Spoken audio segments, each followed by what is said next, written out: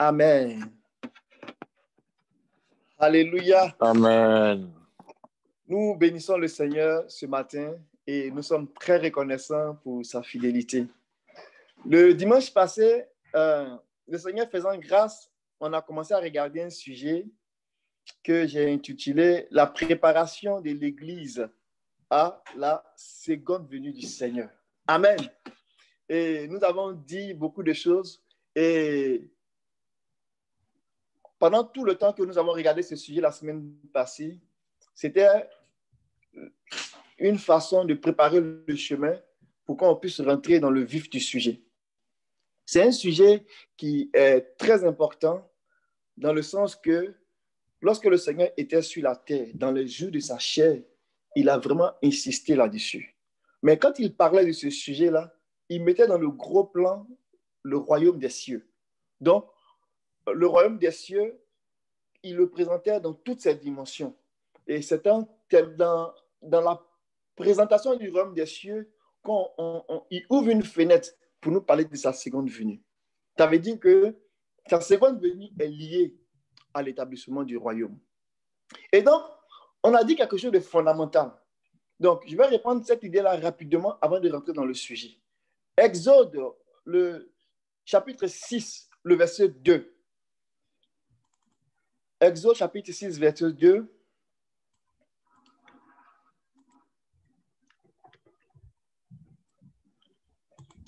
Cette femme devint enceinte et enfanta un fils. Non, Exode. Exode, Chapitre 2, 6, verset 6. Exode, chapitre 6, le verset 2. Dieu parla encore à Moïse et lui dit, « Je suis l'Éternel. Amen. Tu peux aller le verset 3, s'il te plaît? Je suis apparu à Abraham, à Isaac et à Jacob comme le Dieu Tout-Puissant, mais je n'ai pas été connu d'eux sous mon nom l'Éternel. » Amen. Donc, le Seigneur dit qu'il s'est montré à eux comme le Dieu Tout-Puissant, mais il n'avait pas été connu sous le nom de l'Éternel. Et le verset qu'on a lu d'entrée de jeu dans la prière, dans Apocalypse chapitre 4, le verset 8, vous allez voir qu'on va retrouver ces éléments-là là-bas. Cette présentation-là, on va la retrouver dans ce verset-là. Donc, ça, c'est les paroles, les prières que prononçaient les quatre êtres vivants. Donc, ils chantaient. Tu peux le lire, s'il te plaît, mon frère? Les quatre êtres vivants ont chacun 6 ailes et ils sont remplis Dieu tout autour et au-dedans. Ils ne cessent de dire jour et nuit, « Saint, Saint, Saint est le Seigneur Dieu, le Tout-Puissant, qui était, qui est et qui vient. » Amen. Donc, l'idée dans ce verset-là va reprendre la pensée de Exode chapitre 6, le verset 2 et au verset 3. Dans le chapitre de Exode, on dit le Seigneur, le Dieu Tout-Puissant, tel qu'il s'est montré au patriarche. Et il venait maintenant comme l'Éternel, celui qui est, pour venir délivrer Israël. Et ici, on voit dans la prière des quatre êtres vivants, il reprend l'idée qu'il est le Seigneur Dieu, le Tout-Puissant. Il est celui qui était, il est celui qui est, et il est celui qui vient. Amen. Et nous, on a commencé à regarder le bout qui dit qu'il est celui qui vient. Mais quand vous regardez bien ce verset-là, c'est le Seigneur Dieu. C'est un attribut de Dieu, le Seigneur Dieu Tout-Puissant. Le Seigneur Dieu qui est Tout-Puissant, le Seigneur Dieu qui est, le Seigneur Dieu qui était et le Seigneur Dieu qui vient. Donc, celui qui vient, ce n'est pas seulement un verbe ou bien une phrase qui est une action, un verbe d'action, mais c'est son nom. Amen. Donc, le Seigneur porte ce nom, c'est lui qui vient. Et on a vu que le Seigneur est venu de plusieurs façons. Mais particulièrement, il est venu de 2 façons qui vont marquer l'histoire de la rédemption. Et la première façon, c'était dans les jours de sa chair, il a pris un corps de chair, il est venu, c'était la première venue du Seigneur. Et la seconde venue du Seigneur, il reviendra Et il a fait cette promesse-là à plusieurs fois. Et il reviendra là. Il faut le comprendre dans la perspective de l'achèvement de l'œuvre de la rédemption. Donc, le Seigneur va venir pour achever l'œuvre de la rédemption. Il va venir pour non seulement restaurer la nature de l'homme, mais il viendra aussi pour prendre l'homme et pour élever l'homme à la gloire. Donc, cet avènement, cette venue du Seigneur, elle a été annoncée par le Seigneur lui-même. Elle aussi a été annoncée par les disciples du Seigneur. Et quand aujourd'hui nous parlons de la seconde venue du Seigneur, nous sommes en train de parler de cette autre venue du Seigneur, le Seigneur qui vient pour venir accomplir toutes choses. Amen. Et le livre de Matthieu, par exemple, chapitre 24, peut nous introduire dans cette compréhension-là. Mais on a dit que le jour de la venue du Seigneur, l'avènement du Seigneur, il y a beaucoup beaucoup d'activités qui vont se passer autour de ça. Le jour du Seigneur, ce n'est pas un seul jour, c'est plusieurs jours. On va peut-être lire Matthieu 24. On va lire le verset, chapitre Matthieu 24, on va lire le verset 3. Il s'assit sur la montagne des Oliviers et les disciples vinrent en particulier lui faire cette question. Dis-nous quand cela arrivera-t-il et quel sera le signe de ton avènement et de la fin du monde? Amen. On va aller ce verset-là. Quand vous dites quel sera le signe de ton avènement et de la fin du monde, le mot avènement ici, c'est traduit aussi par venue du Seigneur. Mais on va le lire avec plusieurs témoignages et puis on va faire ressortir un aspect qui va venir établir que le jour du Seigneur, ce n'est pas un jour de 24 heures. C'est une période. Donc, lisons Matthieu 24, lisons le verset 27.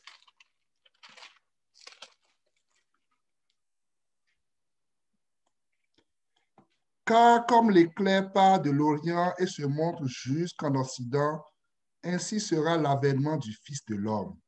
Amen. Lisons le verset 37. Le verset 37, s'il te plaît.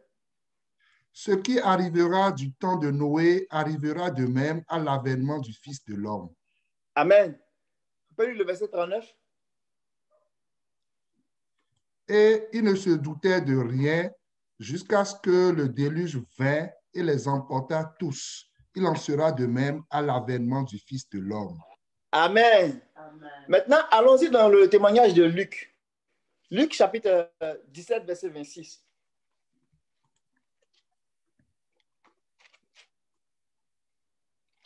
Ce qui arriva du temps de Noé arrivera de même au jour du Fils de l'homme.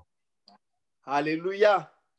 Donc, ici, si on fait attention à ce qui est écrit, on voit que dans Matthieu chapitre 24, qui est l'un des chapitres où l'auteur a pris le temps de présenter de façon détaillée les événements qui concernent l'établissement du royaume. Donc, les activités qui vont se faire, qui vont se passer avant l'établissement du royaume, ça a été dit de façon très détaillée.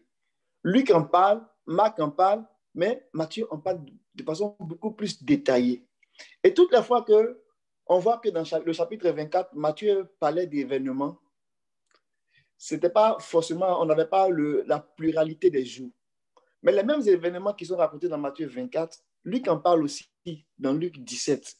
Et lorsqu'il faisait référence, Matthieu, il faisait référence au jour du Seigneur, il a parlé de ce qui arrivera au temps de Noé, arrivera au temps du Fils de l'homme. Mais Luc, quand il va commencer à parler de ça, faites bien attention. Regardez le verset 26. Ce qui arriva du temps de Noé arrivera de même au jour du Fils de l'homme. Vous voyez, c'est au pluriel. Ce qui est arrivé au temps de Noé arrivera au jour du Fils de l'homme. C'est vraiment très important. Donc, je voulais prendre ce bout-là pour dire que lorsque nous parlons de l'avènement du Seigneur, nous ne sommes pas en train de parler d'un jour de 24 heures. Au point que on va attendre et puis on va dire, bon, ok, peut-être que le Seigneur va venir mardi, ou le Seigneur va venir mercredi, ou il va venir jeudi. Non, ça ne va pas se passer comme ça. Si on a compris que c'était comme ça, oublions ça. La période, l'avènement du Seigneur va se passer sur un temps, sur une période. Amen. Pourquoi?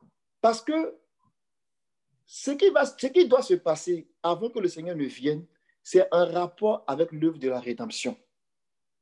Et l'œuvre de la rédemption, c'est un rapport avec la nature divine qu'on va porter. C'est-à-dire, Dieu va commencer à nous prendre dans notre état de péché, il va nous nettoyer, il va nous préparer, il va transformer notre corps pour rendre ce corps-là semblable au corps de sa gloire et nous élever dans le ciel pour être assis avec lui dans les cieux, sur son trône. Donc, c'est beaucoup d'activités, c'est beaucoup de choses. 24 heures ne suffisent pas pour que tout ce travail-là se fasse. Donc, il y a beaucoup de choses qui doivent se mettre en place avant qu'on entre pleinement dans l'œuvre de la rédemption. Donc, le jour du Seigneur, ce n'est pas un jour de 24 heures. Amen. Lorsqu'on regarde les Écritures et qu'on considère le mot « venu », le grec est tellement riche que le grec donne environ plus de 32 mots pour parler du mot « venu ». Venu, surprendre, présent, juger. Il y a tellement de mots pour dire la même affaire, mais avec des nuances. Mais le français ne le rend pas de façon beaucoup plus précise. Ça fait que quand on le lit, on a du mal à se retrouver. Mais nous rendons gloire au Seigneur. Parce que ce n'est pas seulement la lecture, la lettre qui nous guide. L'Esprit lui-même nous assiste. Mais de quelle manière nous assiste? C'est que les choses qui se font maintenant ont été aussi annoncées d'une autre façon, à travers l'Esprit, à travers le témoignage de la prophétie. Donc, on est capable aussi de rentrer dans le témoignage des prophètes pour essayer d'aller voir ce qu'il en est vraiment et comprendre la pensée du Seigneur. Amen. Donc, cette venue du Seigneur-là, lorsqu'on commence à regarder le témoignage des paroles du Seigneur, le témoignage des apôtres, le témoignage les épîtres, on se rend compte qu'elle se met en place sur une période de 3 phases. J'ai fait un petit tableau pour ne pas vous embrouiller trop, parce que c'est vraiment un challenge, c'est un défi. Donc, j'ai fait un petit tableau que j'ai demandé au frère Amen de projeter. Donc, sur l'écran de votre téléphone, vous pourriez le voir. Mais ceux qui n'ont pas la possibilité de le voir aussi, sur l'enregistrement, je vais m'efforcer à le rendre simple. Amen. Donc, quand on regarde ce tableau-là, nous voyons qu'il y a vraiment 3 périodes qui vont commencer à se mettre en place progressivement jusqu'à l'établissement du royaume. Parce que le royaume lui-même qui se met en place, il se met en place pour venir accomplir l'œuvre de la rédemption. Amen. Donc, si on retourne maintenant dans Matthieu 24, on va essayer de voir ces références-là. On va essayer de voir ces références. Mais tu peux garder le tableau en attendant. En attendant, tu peux garder ce tableau-là. Avant de retourner dans Matthieu 24, tu peux garder ce tableau pour qu'on puisse me suivre. Amen. Que le Seigneur bénisse sa parole. Donc, ces 3 périodes-là, la première période, si on le traduit dans les termes grecs, dans les termes français, c'est traduit par avènement. On appelle ça la parousia. Tu prends l'épiphania, dans le terme français, c'est traduit avènement. Donc, tu ne peux pas faire la distinction entre les deux. Et même des fois aussi, la dernière période, qui est la basilia, où il vient pour s'établir, on dit le Seigneur, il vient, c'est traduit aussi par avènement, ou bien venu. Donc, on ne sait pas trop comment distinguer ces périodes-là. Mais quand on commence à rentrer dans le grec, ce n'est pas le but de faire, c'est pas une étude biblique avec les termes grecs, mais ce que je vais dire, quand on commence à lire, on le lit dans les textes originaux avec le grec, on est capable de faire des nuances. Ça, c'est une chose que je veux qu'on retienne. Amen. Mais cette nuance qu'on fait là, ce n'est pas juste une nuance intellectuelle. On est capable aussi d'aller regarder selon les déclarations du Seigneur. Quand il dit que ce qui s'est passé au temps de Noé, on est capable d'aller regarder ce qui s'est passé au temps de Noé. Ça veut dire quoi? Avant le déluge, quelque chose s'est passé au temps de Noé. Pendant le déluge, pendant le jugement, quelque chose s'est passé. Et après le déluge, quelque chose s'est passé. Donc, quand on regarde ces événements-là, on peut faire un parallèle pour comprendre les jours du Seigneur, les jours du Fils de l'homme. Amen. Donc, la première période, la première phase, là, c'est la parousia. La deuxième phase, c'est l'épiphania. Mais elle est caractérisée par deux choses. On va parler de l'épiphania, ou bien des fois, on va parler de apocalypsis, ou bien apocalyptu. Bon, ou bien apocalypto. Ça va dépendre de comment est-ce qu'on les voit. Mais l'idée ici, apocalypto ou bien apocalypsis, ça vient de apocalypse, ça vient de révélation. Donc, dans la deuxième phase, on aura l'épiphania et la révélation, c'est-à-dire on va lever le voile. Le Seigneur va se montrer de façon très, très, très visible. Et dans la dernière phase, qui est la phase de la basilia, c'est le moment où le Seigneur vient s'établir. Il vient établir son règne. C'est le règne des 1000 ans. Amen. Donc, la parousia, c'est la préparation et la sélection de l'épouse. Ensuite, le Seigneur va faire un travail où il va apparaître et il va détruire sur son chemin tout ce qui va s'opposer à l'établissement de son royaume. Amen. Ça, c'est vraiment très important. Parce que le roi vient s'établir. Donc, la petite pierre qui ne sort de nulle part là, elle va sortir et elle va briser tout ce qui veut s'opposer ou même qui veut résister à son règne. Et ensuite, il va maintenant s'établir et il va régner. Il va régner comme il a annoncé. Amen. Donc, on va regarder quelques références dans les Écritures pour pouvoir attacher ces éléments-là. Donc, si on retourne dans Matthieu 24, on a lu au chapitre 24, quand on regarde dans le grec, le mot avènement, il est traduit par parousia. Donc, si on prend Matthieu 24, le verset 3, le verset 27, le verset 39, le verset 37 et le verset 39 qu'on a lu tantôt, où on faisait allusion à l'avènement, c'est traduit par parousia. Donc, tu peux peut-être relire, on va peut-être prendre seulement deux. Prendre Matthieu 24, verset 3 et prendre le Matthieu 24, verset 27. Matthieu 24, verset 3.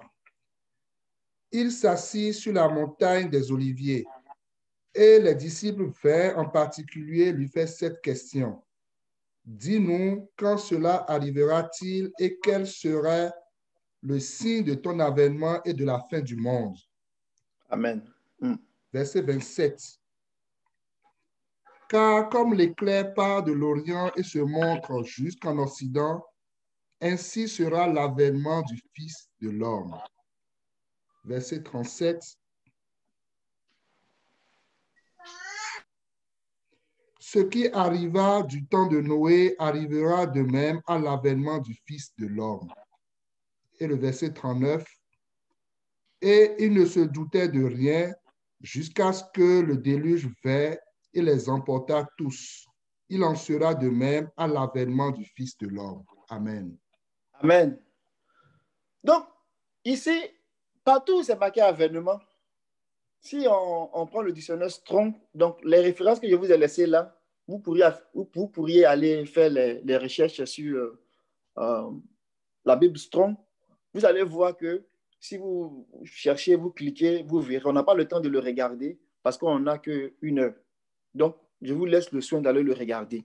Partout où c'est marqué avènement, vous verrez que c'est traduit par parousia. Et la définition qui est donnée, l'avènement ou bien la venue du Seigneur, qui est traduit par parousia, le terme grec est traduit aussi par présence. Par exemple, on va lire deux références. On peut aller dans 2 Corinthiens chapitre 10, verset 10. 2 Corinthiens chapitre 10, verset 10.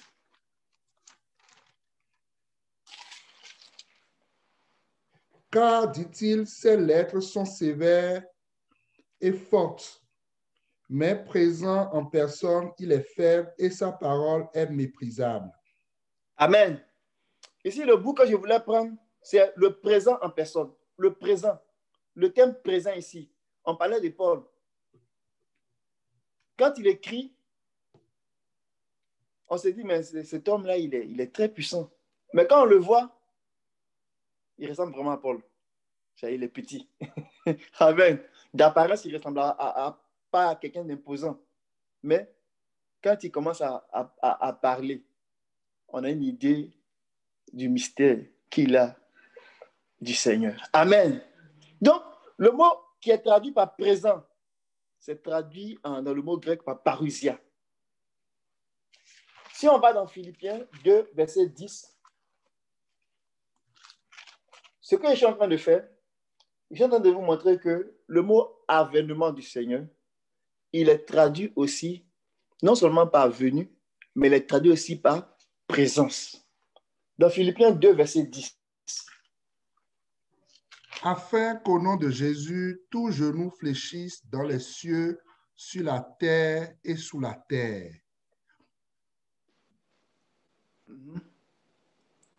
Philippiens 2, hein? Philippiens 2, verset 10. Verset 12, pardon, verset 12. Verset 12. Ainsi, mes bien-aimés, comme vous avez toujours obéi, travaillez à votre salut avec crainte et tremblement, et non seulement comme en ma présence, mais bien plus encore maintenant que je suis absent. Donc ici, dans le grec, en ma présence, c'est parousia. Donc, le mot venu, le mot avènement, il est traduit aussi par présence. Et je veux qu'on garde ça vraiment à l'esprit. Pour dire que la première phase, qu'on appelle la parousia, qu'on appelle la venue du Seigneur, mais c'est aussi en réalité une présence du Seigneur, mais une présence qui est cachée. C'est-à-dire que le Seigneur, il est déjà, en réalité, il est là, mais il n'est pas là comme étant dévoilé, mais il est là. Et ça, il faut qu'on garde ça vraiment à l'esprit. Si on n'a pas ça à l'esprit, là, on risque de manquer des affaires. On va aller un peu plus loin. Regardons par exemple Matthieu 24, verset 27 au verset 28. On va aller un peu plus dans certains détails et ça va nous donner une idée encore de ce que le Seigneur veut nous montrer. Amen. Matthieu 24, verset 27 à 28. Mm-hmm. Car comme l'éclair part de l'Orient et se monte jusqu'en Occident, ainsi sera l'avènement du Fils de l'homme. En quelque lieu que soit le cadavre, là s'assembleront les aigles. Amen. Amen. Ces deux versets-là sont très pertinents, sont très importants à garder, à vraiment regarder ensemble. Pas dissocier, mais de les regarder ensemble. Il dit que, en effet, comme l'éclair qui jaillit, quand on regarde les autres témoignages, tous s'accordent à dire que c'est l'éclair qui jaillit. Mais quand on lit ce verset attentivement, mais comment un éclair peut jaillir? Comment un éclair peut jaillir? Et comment aussi un éclair, il fait le mouvement du levant vers le couchant. Dans le mot grec, le terme qui est utilisé ici comme éclair, là, c'est astrape. C'est parler d'une lumière éclatante qui va apparaître, qui va jaillir. Cette lumière qui va apparaître, qui va jaillir là, regardez son mouvement. On dit, ça va s'élever du levant, de l'Orient, vers l'Occident, vers le couchant. Amen. Amen. C'est un peu comme le soleil dans sa course, qui s'élève tranquillement et jusque de l'est, il va à l'ouest. Il dit, il en sera ainsi de l'avènement du Seigneur. Donc, il y a un mouvement qui va se faire. Il y a une lumière jaillissante qui va apparaître. Donc, je veux qu'on garde aussi cette image-là à l'esprit. Mais aussitôt, le témoignage que Matthieu lui rend ici, regardez bien. Il dit, où que sera le corps, là s'assembleront les aigles. Dans certaines versions, c'est marqué vautour. Mais ce n'est pas le mot vautour. Le mot vautour, là, ça n'est pas cohérent avec l'esprit de la prophétie. Parce que le mot vautour, ça fait penser à un corps qui est mort. L'aigle, il mange de la viande fraîche et puis il boit le sang. Et nous sommes comparés, les enfants de Dieu sont comparés à des aigles. Et le Seigneur lui-même, il est le grand aigle. Mais le Seigneur, il dit que ça va se passer au jour de l'avènement du Fils de Dieu. C'est-à-dire à la parousia. du Fils de l'homme, quelque chose va se passer. Où se trouve le corps? Mais quel corps? Où se trouve le corps? Les aigles vont se rassembler là-bas. Pour faire quoi? Pour venir festoyer, pour venir manger, pour chercher de la nourriture. Il en sera de même à l'avènement du Seigneur. Donc, je veux qu'on garde ça à l'esprit. Amen. Quand on regarde Psaume 19, le verset 7 à 6, on nous parle de cette course aussi du Seigneur. On connaît bien ce verset-là. Psaume.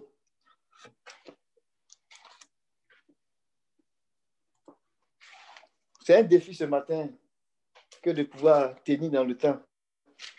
Mais Amen. le Seigneur est fidèle. Amen. C'est notre espérance. Mais il faut qu'on en parle. Et il faut qu'on en parle avec sérénité. Nous attendons le Seigneur. Amen. Psaume 19. Regardons le verset 7. De verset 6 au verset 7, pardon. Et le soleil semblable à un époux qui sort de sa chambre, s'élance dans la carrière avec la joie d'un héros. Il se lève à une extrémité des cieux et achève sa course à l'autre extrémité. Rien ne se dérobe à sa chaleur. Amen. Ce que nous sommes en train de dire ici, là, nous sommes en train de nous mettre du point de vue de l'Église. Du point de vue de l'Église. Des activités qui vont se passer, qui vont être visibles dans l'Église. Donc, ici, on montre que, ici, cette parole, elle est prophétique, elle parle du Seigneur. Mais on présente ça comme le jeune marié. Alléluia. Comme le marié. On dit qu'il sort de sa chambre tout content, et il se met en route comme un vaillant guerrier. Il quitte de l'autre extrémité pour aller à l'autre extrémité. Amen. On a vu quand les rois mages ont quitté l'Est vers l'Ouest, ils suivaient l'étoile lors de sa première venue. Lors de sa seconde venue, il y a un mouvement qui va se faire. La venue du Seigneur sera comme l'aurore. Ça va commencer au petit matin et ça va aller jusqu'au soleil dans son zénith.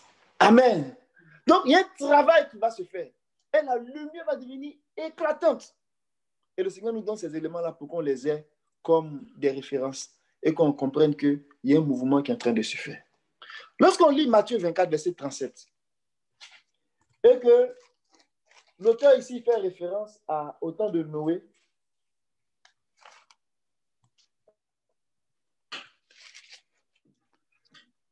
Ce qui arriva du temps de Noé arrivera de même à l'avènement du Fils de l'homme. Alléluia. Amen. Ici, Matthieu, il ne va pas parler de ce qui est arrivé au temps de Lot. Il va seulement indiquer ce qui est arrivé au temps de Noé. Par contre, Luc, il va parler de ce qui est arrivé au temps de Noé. Et bien aussi, il dit ce qui est arrivé au temps de Lot.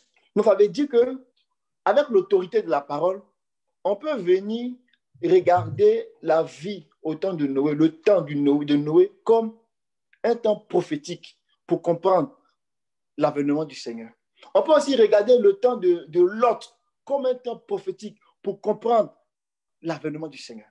Donc, on va se plonger là-dedans, pas dans les détails, mais aller prendre les grandes images et puis essayer de voir qu'est-ce que le Seigneur veut nous faire voir, qu'est-ce que le Seigneur veut nous faire comprendre par là. Amen. Donc, considérons le temps de Noé, par exemple. Si on prend le tableau, le petit tableau qu'on a regardé tantôt, on voit qu'au temps de Noé, on peut considérer aussi les 3 phases. La phase qui se fait avant le déluge. La phase qui se fait pendant le déluge, au moment du jugement, quand Dieu ferme la porte de l'arche, ce qui est en train de se passer. Le jugement est en train de commencer à se déployer. Et ce qui va se passer après. Amen. On va le regarder ça de façon attentive. Avant d'aller regarder ça, regardons ce que Pierre il va dire au sujet du temps de Noé. Lorsqu'on parlait de l'avènement du Seigneur. Amen. Est-ce que vous me suivez? Amen. Vraiment que le Seigneur lui-même là, il garde nos cœurs. Amen. Dans 2 Pierre,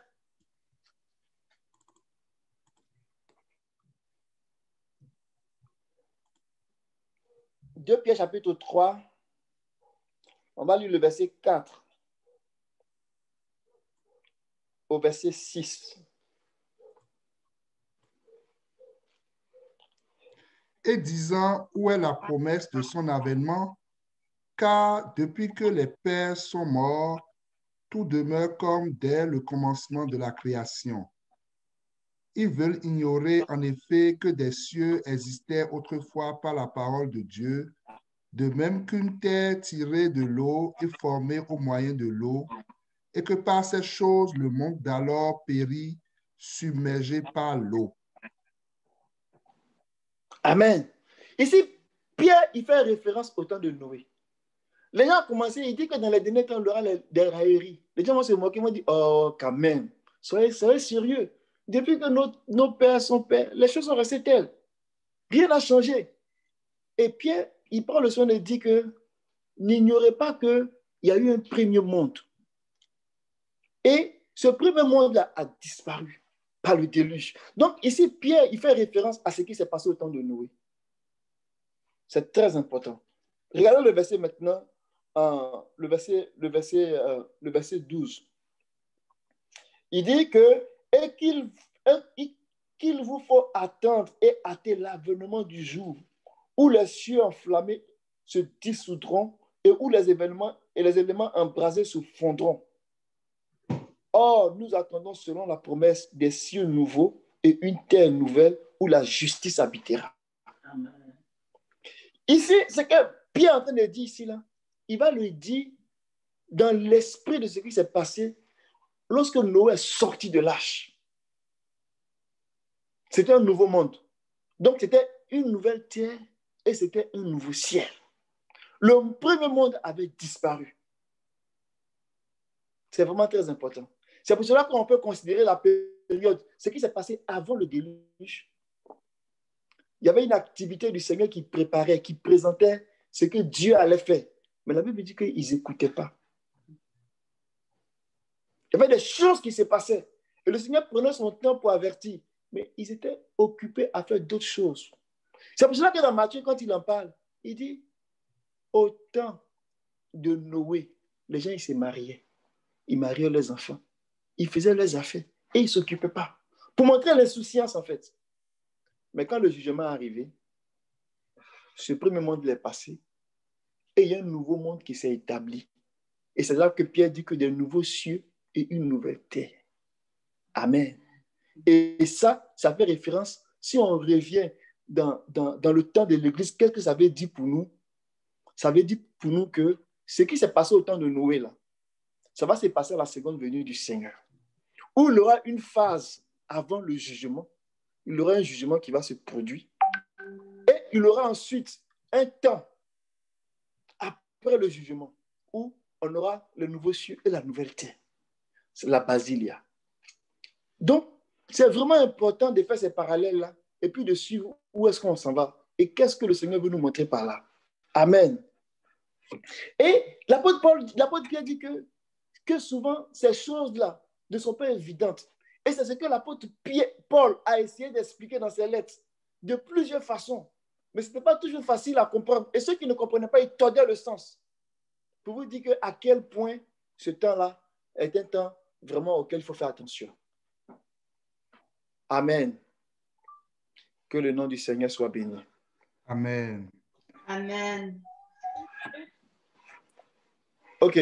Donc, on va aller maintenant dans le livre de Genèse. Et vous allez voir ce qui s'est passé au temps de Noé. Il y a beaucoup de choses à dire là-dessus. Que le Seigneur nous aide dans nos méditations respectives. Là. On va commencer à partir du chapitre 6. On va aller jusqu'au verset 9. Lorsque les hommes eurent commencé à se multiplier sur la face de la terre et que des filles leur furent nées, les fils de Dieu vinrent que les fils des hommes étaient belles et ils en prirent pour femmes parmi toutes celles qu'ils choisirent. Alors l'Éternel dit, « Mon esprit ne restera pas à toujours dans l'homme, car l'homme n'est que chair, et ses jours seront de 120 ans. Les géants étaient sur la terre en ces temps-là, après que les fils de Dieu furent venus vers les filles des hommes et qu'elle leur eut donné des enfants. Ce sont ces héros qui furent fameux dans l'Antiquité. L'Éternel vit que la méchanceté des hommes était grande sur la terre et que toutes les pensées de leur cœur se portaient chaque jour uniquement vers le mal. L'Éternel se repentit d'avoir fait l'homme sur la terre et il fut affligé en son cœur. Et l'Éternel dit, j'exterminerai de la face de la terre l'homme que j'ai créé, depuis l'homme jusqu'au bétail, aux reptiles et aux oiseaux du ciel, car je me répands de les avoir faits. Mais Noé trouva grâce aux yeux de l'Éternel. Verset 9. Voici la postérité de Noé. Noé était un homme juste et intègre dans son temps. Noé marchait avec Dieu. Amen. Amen. Wow, merci Seigneur pour ta parole. La parole de Dieu est vraiment puissante. Amen. Ce qu'on nous explique ici, là, on peut facilement voir ce qui s'est passé avant le déluge. On va revenir tantôt et puis on va regarder les détails. Je vais vous donner quelques éléments pour qu'on garde ça à l'esprit. Parce qu'on n'a pas beaucoup de temps et je ne suis pas sûr que je vais revenir, sinon je risque d'oublier la pensée. On dit, en ce temps-là, le chapitre 6 qu'on est en train de lire, c'est ce qui s'est passé avant le jugement. C'est ce qui s'est passé dans la parousia, avant le jugement. Donc, avant la révélation. Ce qui s'est passé dans la parousia, donc ce qui s'est passé avant le jugement qui correspond à notre période de la révélation du Seigneur, soit l'Apocalypse ou l'Épiphania. Donc, avant, ce qui s'est passé avant la révélation du Seigneur, c'est-à-dire dans la période de la parousia, là, si on se réfère à l'exemple, au témoignage de Noé, la Bible dit qu'il y avait la méchanceté. C'était tellement terrible que les anges, les fils de Dieu ici, là, ce sont des anges qui sont dans un règne supérieur. C'est-à-dire qu'ils sont créés dans un règne supérieur au règne humain. Ils ont été même séduits par la beauté des filles des hommes. Et ils sont descendus dans la nature charnelle, dans la nature de l'homme. Et la Bible dit qu'ils sont allés vers ces filles-là et ils ont eu la progéniture. Et c'est de cette union-là qu'est né les héros d'autrefois. C'est un langage. C'est existé. Et Pierre en parle.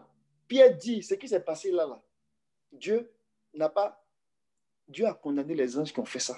Jude en parle. Dieu a condamné les anges qui ont fait ça. Et le mal était tellement grand. Mais regardez la bonne nouvelle. Dieu a regretté à un moment donné d'avoir fait l'homme. Et même il a regretté même la création du 6e jour, des animaux. Et même la création du 5e jour, les oiseaux. Il dit, je regrette. Mais regardez la bonne nouvelle. Mais Noé trouva grâce aux yeux du Seigneur. Amen. Noé trouva grâce aux yeux du Seigneur dans le temps de la parousia. Noé trouva grâce aux yeux du Seigneur. L'apôtre Pierre dit, Noé, dans ce temps-là, il était le prédicateur de la justice. Parce que Dieu voulait que la justice soit établie. Et Noé a commencé à prêcher. Mais Noé lui-même, il était juste. Et la Bible dit qu'il marchait dans l'intégrité. Amen. Le temps de la parousia, c'est un temps où notre justice sera manifestée. Aujourd'hui, quand on est en train de parler de la justice, on insiste sur la justice. C'est parce que dans le temps de la parousia, il faut que la justice soit révélée comme au temps de Noé. Pour qu'il soit possible pour nous de marcher avec Dieu jusqu'à rentrer dans l'arche, pour nous protéger quand le jugement va venir. Alléluia. Non, il y a des activités qui se font. Au temps de la parousia, il y a des activités qui se font. On va revenir sur quelques activités en détail. Mais je voulais juste poser cet exemple-là pour vous montrer que la venue du Seigneur, ce n'est pas 24 heures. C'est d'abord plusieurs jours. Et ça va se faire en plusieurs phases. La phase de avant, si on prend le temps de Noé, on peut prendre le jugement, le déluge comme le repère. Donc, ce qui va se passer avant le déluge, c'est un temps qui va correspondre à la première phase. Et le jugement lui-même, c'est aussi un autre temps qui va correspondre à la deuxième phase. Et après le jugement, c'est aussi un autre temps qui va correspondre à la troisième phase. Regardez un peu, allons-y dans le chapitre 9. Lorsque le jugement est passé, Noé est sorti de l'arche au chapitre 8. Dieu a fait alliance avec lui au chapitre 9. C'était un nouveau règne qui venait de s'annoncer. Amen. Dieu a béni Noé, verset 1, chapitre 9. Dieu bénit Noé et ses fils et il leur dit, soyez féconds, multipliez-vous et remplissez la terre. Ça nous rappelle ce qui s'est passé avec Adam. Il annonçait ici vraiment une nouvelle terre et un nouveau ciel. C'est la même chose quand on vient d'Apocalypse 21, le verset 1. Le Seigneur annonce ces choses aussi au temps de l'Église. Il dit, alors je vis un nouveau ciel et une nouvelle terre, car le premier ciel et la première terre avaient disparu et la mer n'était plus. Ce n'est pas physique. Ce que je vais dire, ce n'est pas la terre sur laquelle on marche là qui va disparaître. Ce n'est pas le ciel que nous voyons là qui va disparaître.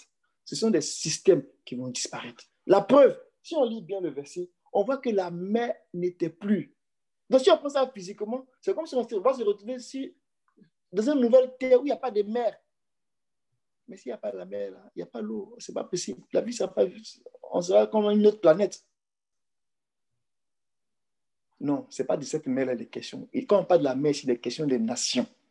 Des nations, alors le royaume va disparaître. Parce que le royaume du Maître, le royaume du Seigneur va s'établir. Amen. Donc, quand on fait ces parallèles-là, on comprend que la venue du Seigneur, quand on dit ça sera comme au temps de Noé, là, c'est d'aller chercher ce qui s'est passé du temps de Noé, de faire les parallèles et puis de comprendre ce qui se passe au temps du Fils. Amen. On va progresser. On n'a pas beaucoup de temps. Je vais progresser pour essayer d'établir quelques éléments sur les autres thèmes grecs qui parlent de la venue. Amen.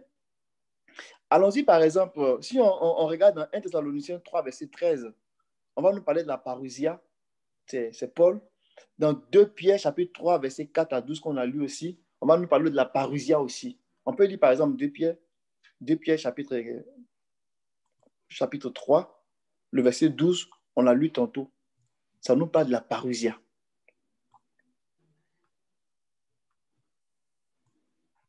Tandis que vous attendez et hâtez l'avènement du jour de Dieu, à cause duquel les cieux enflammés se dissoudront et les éléments embrasés se fondront. Amen. Ici, là, hâter l'avènement, c'est hâter la parousia. Quand on va dans Matthieu, dans Luc 17, verset 30, on va voir que Luc va reprendre ce que Matthieu a repris, mais il va ajouter quelque chose. Luc 17, verset 30. Il en sera de même le jour où le Fils de l'homme paraîtra. Amen. Tu peux commencer à partir du verset, peut-être le verset, ce qui est arrivé, verset 26. Et puis quand on va arriver, on va faire la nuance. Ce qui est arrivé du temps de Noé, s'il te plaît, verset 26. Ce qui arriva du temps de Noé arrivera de même au jour du Fils de l'homme. Les Amen. hommes, Attends, amen. un instant. On dit ce qui est arrivé au temps de Noé arrivera au jour du Fils de l'homme. Mais si Luc n'a pas dit arrivera à l'avènement, comme c'est dit dans Matthieu, il ne parle pas d'avènement ici. Mais il dit ce qui arrive au temps de Noé arrivera au temps du Fils de l'homme. Mais on peut, avec l'autorité de la parole, dire que ce qui se passe ici là, est dans la parousia. Amen. Continue au verset au suivant, s'il te plaît.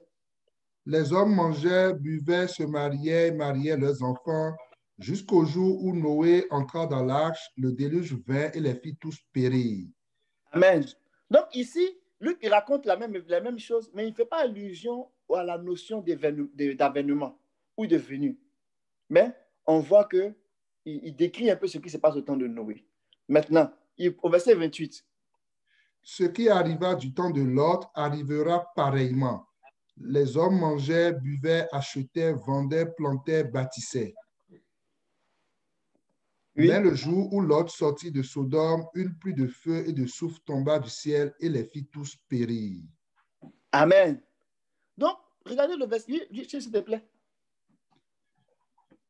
Le verset Le Mais verset le 30, jour là. où Lot sortit de Sodome, une pluie de feu et de soufre tomba du ciel et les fit tous périr. Amen. Oh, que le Seigneur nous aide. Donc, vous voyez qu'au verset 30, quand on lit le verset 30, je cherche à brancher mon téléphone. Excusez-moi. OK. Il en sera de même le jour où le Fils de l'homme paraîtra. Amen. Donne-moi une minute. Je vais ajuster mes affaires là. Voilà. Alléluia. Donc, ici, il en sera de même le jour où le Fils de l'homme paraîtra. Donc, ici, Luc, il va venir présenter le jugement et il va venir montrer que le Fils de l'homme va paraître. Amen. Donc, ici, là, le mot paraître ici, là, quand on le regarde en Strong, c'est traduit par apocalypto, ou bien apocalypsis, ou bien apocalypse, si on veut parler comme en français. Mais le terme grec, c'est apocalypsis, mais qui veut montrer aussi que c'est l'épiphania. Donc, où le Seigneur va se dévoiler, où le Seigneur va se montrer, où le Seigneur va apparaître. Donc, ce n'est pas le même venu ici, ou même la même apparition du Seigneur qu'on va retrouver dans ce qui s'est passé dans le début du temps de Noé. Là, il aura un dévoilement. Il aura une lumière, il aura quelque chose de plus grand, une apparition du Seigneur. Allons-y dans 2 Timothée. D'abord dans 1 Timothée 6, verset 14. Dans le tableau, pour pouvoir me suivre, je suis dans la colonne du milieu. Donc, l'épiphania dans les références.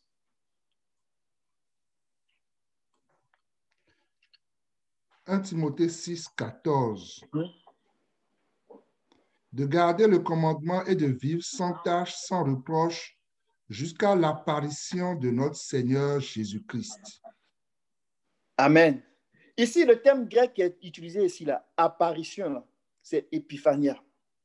C'est-à-dire qu'il aura un dévoilement du Seigneur, une apparition avec éclat, avec une grande lumière du Seigneur, qui est différent du terme avènement, qui est différent du terme parousia, qui veut dire présence aussi, mais présence cachée, où il n'est pas dévoilé.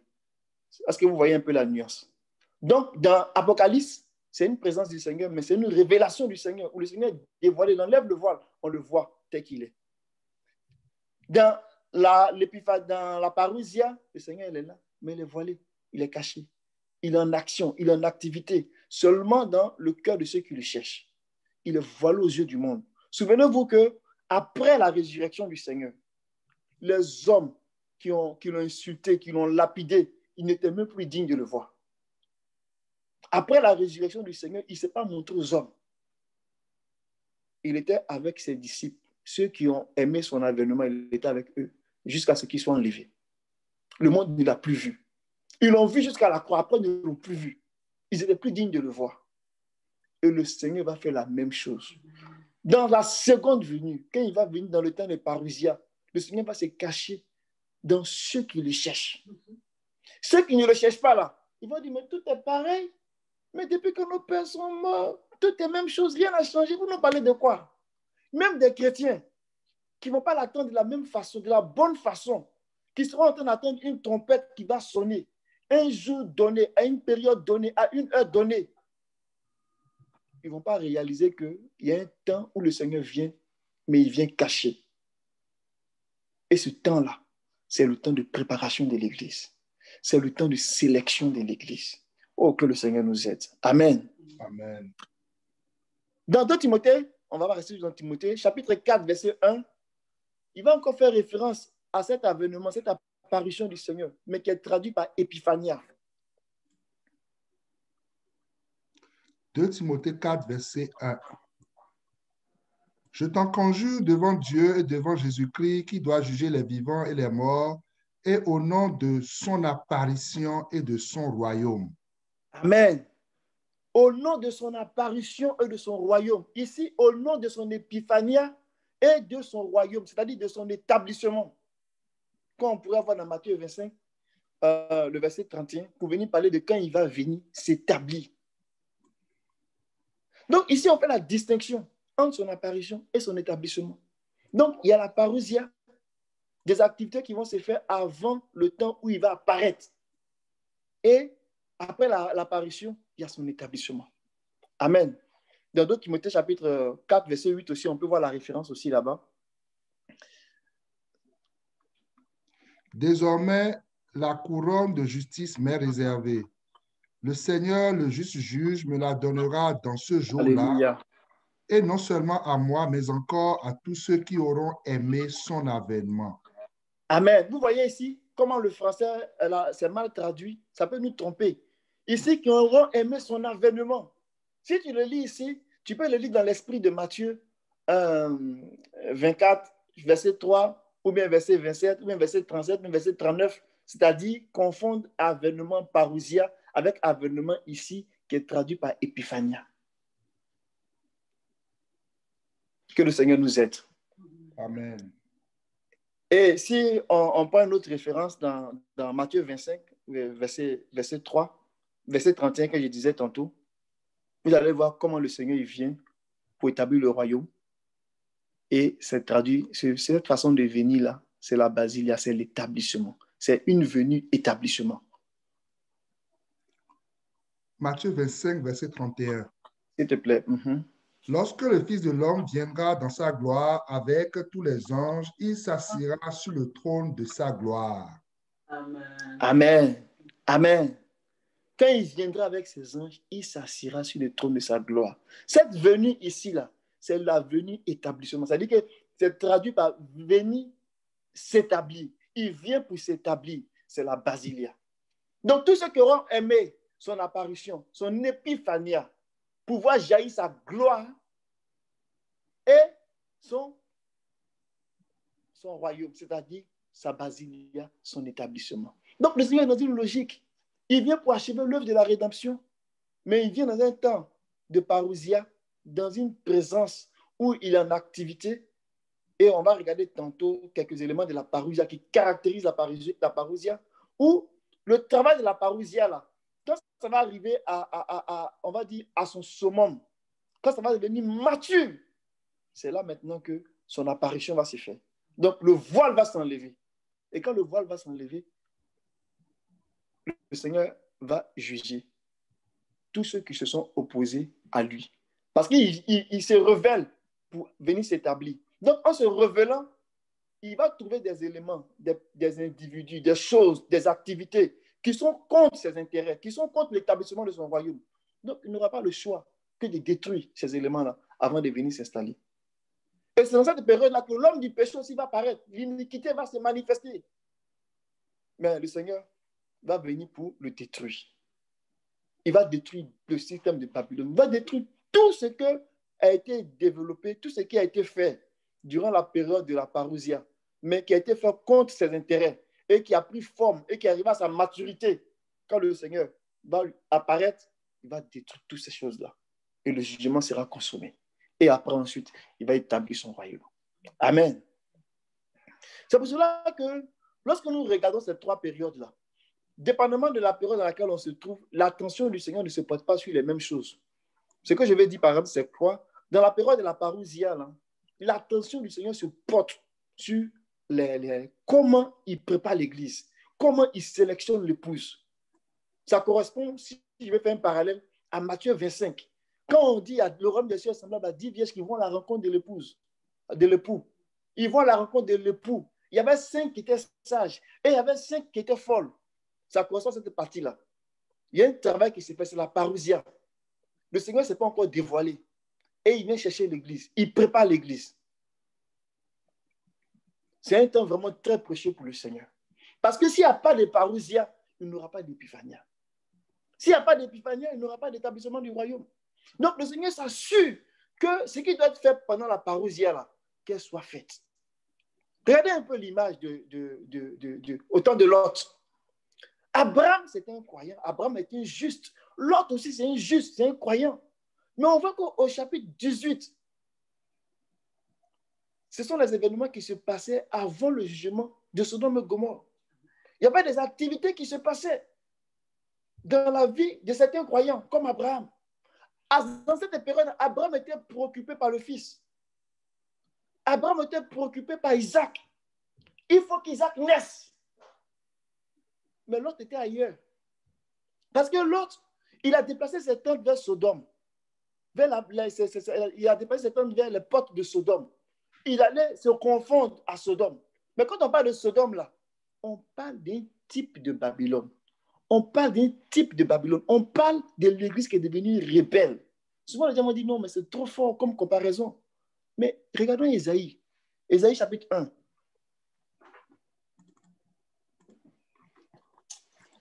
Alléluia. Que Dieu nous aide. Amen. Regardons Ésaïe chapitre 1. Je risque de déborder un peu, peut-être 10-15 minutes. Vous allez me pardonner pour cela. Amen. Amen. Je sais que vous allez me pardonner. Je vais pardonner, mon frère. Je sais que je suis déjà pardonné. Amen. Regardez. Dans Ésaïe chapitre 1. On va lire le verset 8 et le verset 9 et le verset 10. Ésaïe chapitre 1, le verset 9 et le verset 10. Si l'Éternel des armées ne nous eût conservé un faible reste, nous serions comme Sodome, nous ressemblerions à Gomorrhe. Écoutez la parole de l'Éternel, chef de Sodome. Prête l'oreille à la loi de notre Dieu, peuple de Gomorrhe. Amen. Vous voyez, on parle d'Israël. Et le prophète dit que si le Seigneur n'avait pas, il n'avait pas laissé un faible reste, Israël, que le peuple du Seigneur sera comme Sodome et Gomorrhe. Sodome, là, c'est là-bas même qu'on va dire que c'est la capitale de l'iniquité. Gomorrhe, c'est les environs. Mais dans le langage prophétique, Sodome, quand les gens font ça mal, là, et puis ils ont la maturité là-dedans, là, c'est considéré comme la direction, comme on va dire le siège. Et c'est pour cela que le Seigneur va comparer les chefs d'Israël à Sodome. Et il va comparer le peuple à Gomorrhe. Donc regardez bien, il dit, écoutez, chef de Sodome et peuple de Gomorrhe. Mais c'est un esprit. Et cet esprit-là prévalait au temps de Lot. Et ce que Lot, lui, l'a fait en tant que juste. La Bible dit qu'il se tourmentait quand il voyait ce qui se passait. Mais qui t'a envoyé là-bas?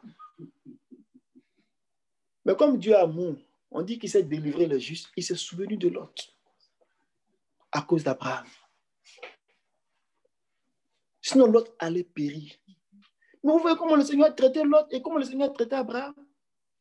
Le Seigneur est venu voir d'abord Abraham pour lui parler des affaires qui concernent Isaac. Et quand tout cela commence à nous parler aujourd'hui, quand nous parlons de la femme d'Apocalypse chapitre 12, une femme qui est en train de se tordre de douleur, nous sommes en train de parler d'un type de l'église qui est en train de soupir, qui attend son avènement, qui veut voir le Seigneur, qui veut voir l'épiphania, l'apparition, l'éclat. Ils attendent le Seigneur. C'est un type de l'église qui soupire. Ils ne regardent pas à leur condition, leur corps qui est en train de mourir. Ils ne regardent pas à la difficulté comme Abraham qui était là et puis il était en train de lutter. Non, ils ne regardaient pas, c'est avec la foi. Isaac va naître. Amen. Ce type de l'église qui soupire des douleurs de l'enfantement et qui veut voir Isaac là, le Seigneur va traiter d'abord avec eux. Il va leur dire son plan. C'est pour cela qu'il a dit à Abraham, cacherai-je Abraham ce que je m'avais fait. Il va discuter, Abraham est son ami. Il va commencer à lui dire des affaires. Et c'est quand il va finir de régler, de parler avec Abraham, il va aller maintenant pour juger Sodome. Malheureusement, il y avait des chrétiens aussi là-bas. Quand je parle selon le langage de la prophétie, il y avait des lots à Sodome. Mais c'est du fait de son attitude. Sinon, il ne devait pas se retrouver là-bas, Lot. Et il s'est retrouvé dans un endroit qui devait subir le jugement. Quand nous parlons de Babylone aujourd'hui, là, nous sommes en train de parler de ce caractère qui se développe dans le monde de l'Église et qui va contre les intérêts du Seigneur. Il y a des chrétiens qui aiment ça leur plaît. Ils aiment la gloire, ils aiment les titres, ils aiment les honneurs de ce monde. Parce qu'en fait, Babylone, là, j'ai pas dit un dérivé, mais une dérivée du monde, Ce qu'on a vu dans Nemrod là, la gloire de l'homme, l'exaltation de l'homme, ce que l'homme aime en voulant marcher sur les autres, en voulant gouverner, en voulant régner, en voulant s'imposer. Ce qui habite en Nemrod là, cet esprit de Babylone là, c'est cet esprit-là que certains enfants de Dieu aiment. Quand bien même ils sont chrétiens. C'est pour cela que le Seigneur appelle ça Babylone.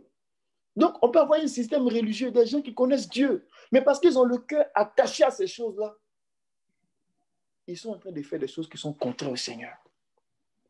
L'autre, il aimait ça. La Bible dit qu'il a levé les yeux puis il a regardé là où c'était verdoyant, là où c'était bien vert. Et il a déplacé ses tentes vers les portes de Sodome. Cependant, c'était injuste.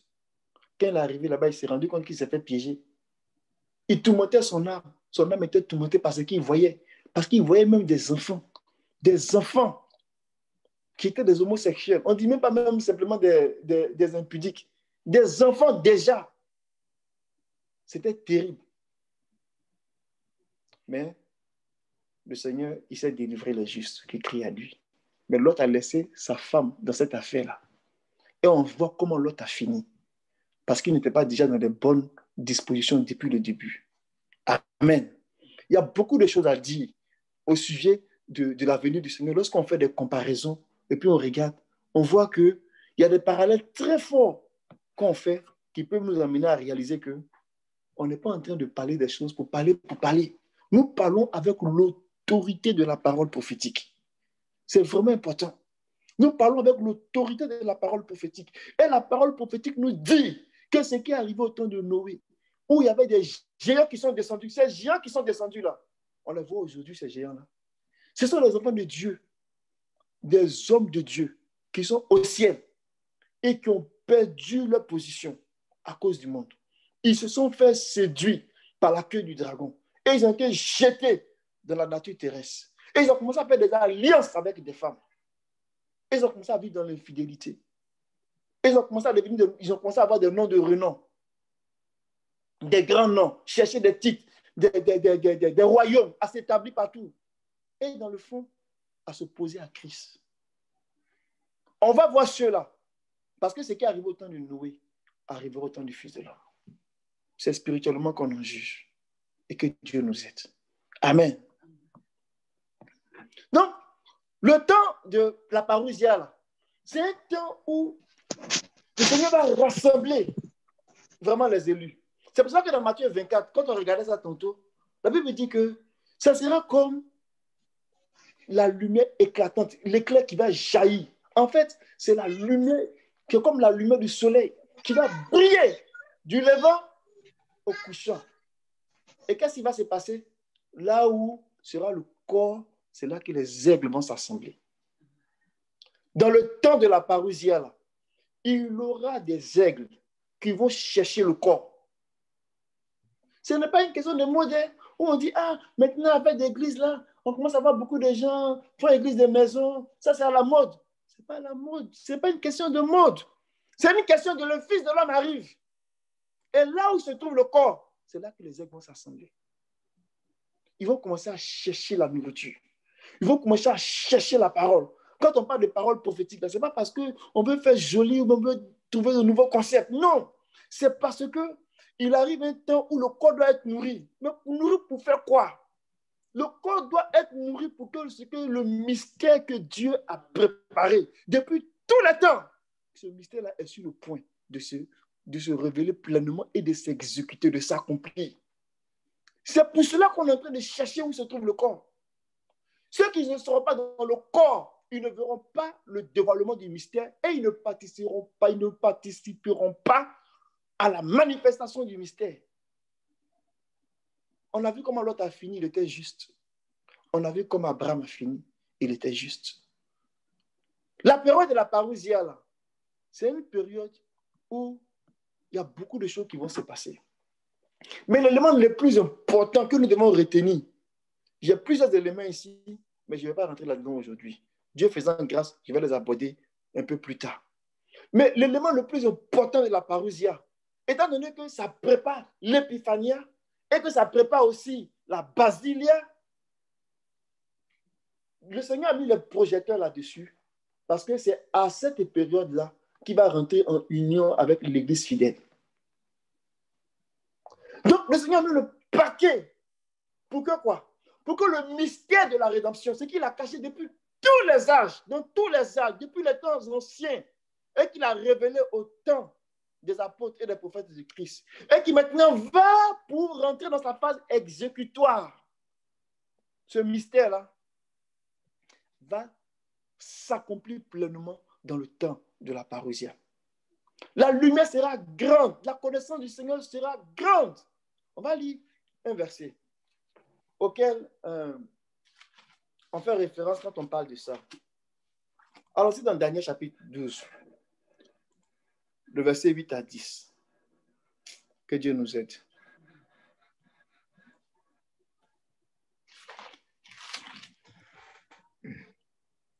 J'entendis, mais je ne compris pas, et je dis, mon Seigneur, quelle sera l'issue de ces choses?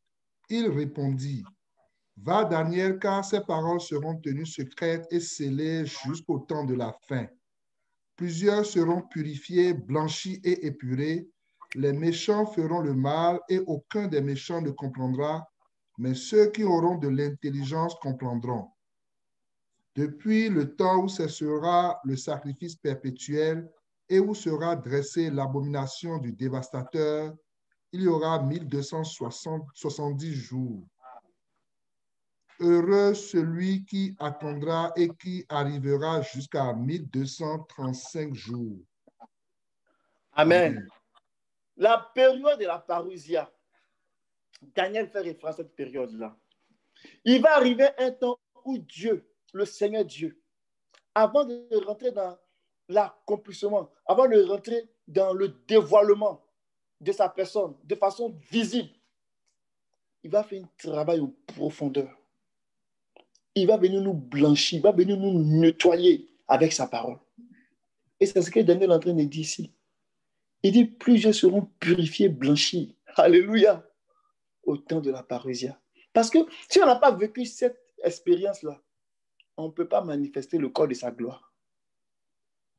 Et on ne peut pas s'établir pour régner avec lui.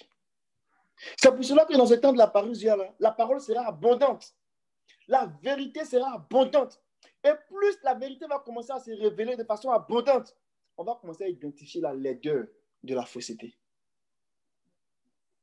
Donc si aujourd'hui, on parle de la parole et qu'on est en train de parler de Babylone, on est en train de parler de la contrefaçon, ce n'est pas parce que ça vient en même temps en fait. Parce que la vérité devient claire, le faux se révèle. Et Malachie, peut-être que je vais terminer là-dessus, quand bien même je n'ai pas terminé le message, mais je vais terminer sur Malachie. Amen. Malachie, chapitre 3.